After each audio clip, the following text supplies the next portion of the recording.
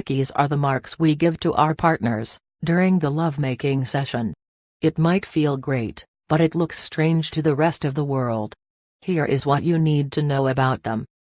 It will stay on your skin for 1 to 2 weeks. It is registered as an injury. When you are given the love bite with pressure on the skin, it causes the blood vessels to break, turning into a bruise. It also reflects on the lips. You cannot get rid of the mark easily, but the swelling can be limited, with the help of ice.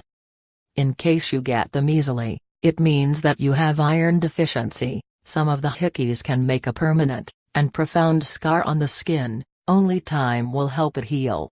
There are no other solutions. You can fake the hickeys on your skin with a lipstick. In case you don't want to show it to people, hide it with a scarf or makeup. Thanks for watching.